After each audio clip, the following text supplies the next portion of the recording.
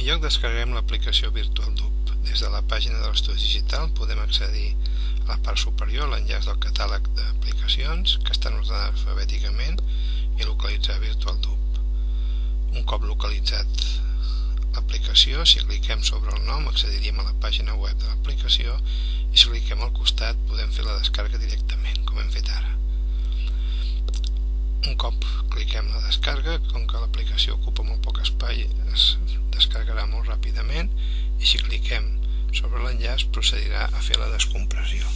Com que l'aplicació és portable, podem llegir tant descomprimir-la en un USB com en el mateix disc dur.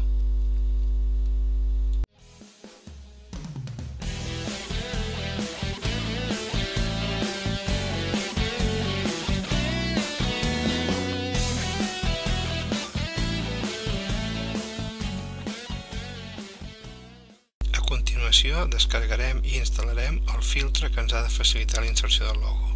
Un cop a la pàgina de descarga, que teniu l'adreça a la pàgina prèvia, fem la descarga i clicant sobre l'enllaç podem descomprimir el fitxer que l'hem de col·locar dintre la carpeta plugins de l'aplicació VirtualDub. Dintre la carpeta VirtualDub tenim la carpeta dedicada als plugins com veiem ara i és aquí on procedirem a la descompressió dels fitxers.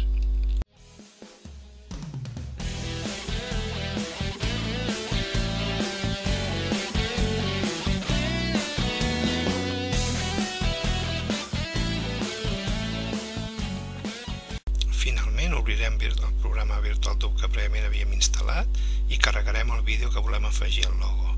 Des de l'opció de vídeo anirem a afegir el filtre, anirem a afegir, podem veure que a la llista de filtres ja tenim el logo set instal·lat i el primer que farem serà escollir la imatge del logo que volem inserir.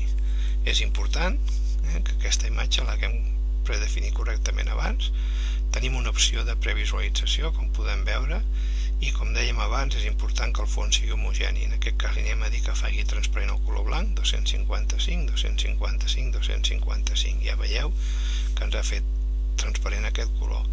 Una altra opció que tenim que activem és que pot aparèixer un determinat interval. El logo el fem que apareixi des del principi fins als 250 frames i amb les barres de desplaçament el situem en la posició que creiem necessària del nostre vídeo, en aquest cas la part superior esquerra. Un cop haguem acabat i diem d'acord, ja només ens caldrà des del mateix menú de vídeo definir quin és el còdec de compressió. Anem a compressió, aquí tenim el llistat de còdecs de la nostra màquina, això canviarà d'una màquina a l'altra i és important escollir adient correctament segons les nostres necessitats.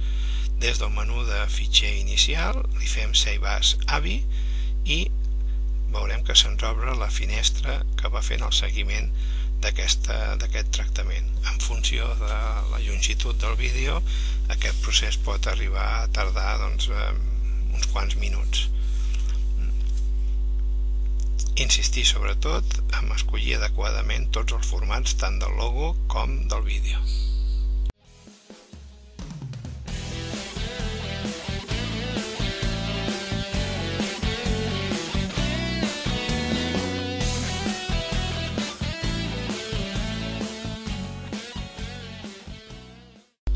Un cop finalitzat el procés de transformació, ara ja podem, amb el visualitzador que haguem escollit, veure el vídeo. Com podem veure, ens apareix el logo en la posició indicada i com que hem dit que desapareixi al cap d'un determinat nombre de frames, cosa que ha passat ara, aquest logo ha desaparegut. Aquesta no és més una de les moltes possibilitats que podem aconseguir amb una aplicació que ocupa tan poc espai, tan simple, que a més és portable i a sobre open source. Us animem a que descobriu més de les seves possibilitats. Endavant!